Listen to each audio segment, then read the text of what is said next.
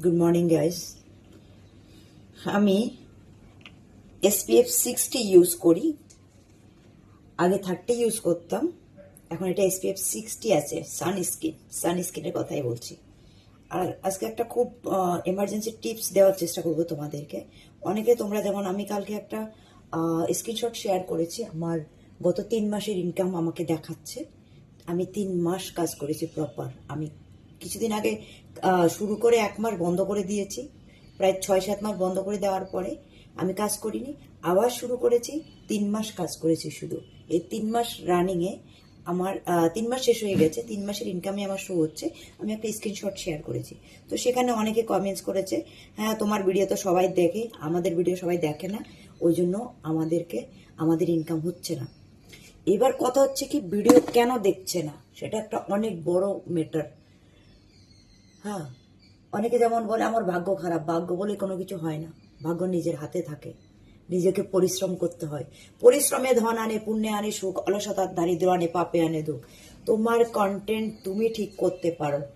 তুমি যদি বলো, হ্যালো বন্ধুরা, আমি এখন সানস্ক্রিন লাগাচ্ছি, হ্যাঁ, আর যদি তুমি বলো, হ্যালো গাইজ, আমি এখন সানস্ক্রিন লাগাচ্ছি দেখো, মানে দুটো কথার মধ্যে কিছুটা ডিফারেন্স আছে। কনফিডেন্ট থাকতে হবে। তুমি ভুল বলো, কিন্তু সাহস নিয়ে বলো। সোশ্যাল মিডিয়ায় কে কি বলবে এটা ভেবে যদি তুমি ভিডিও বানাও, তাহলে তুমি কোনোদিন সাকসেস পাবে না, ঠিক আছে?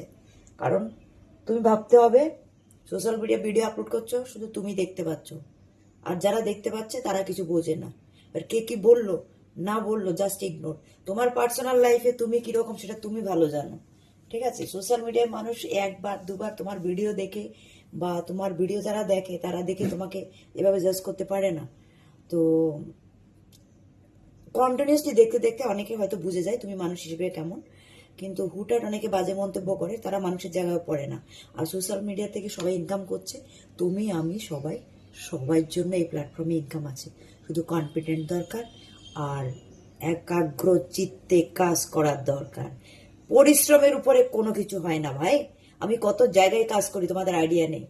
আমি কত ঘন্টা ঘুমাই তোমাদের আইডিয়া নেই। আমি কত হার্ডওয়ার্ক করি সেটা তোমাদের আইডিয়া নেই। অনেকে যেমন বলে আমি তোমার কাজ করতে চাই, আমার কাজ কেউ করতে পারবে না। আমি আমার কাজ যেভাবে করি আমার কাজ কেউ করতে পারবে না।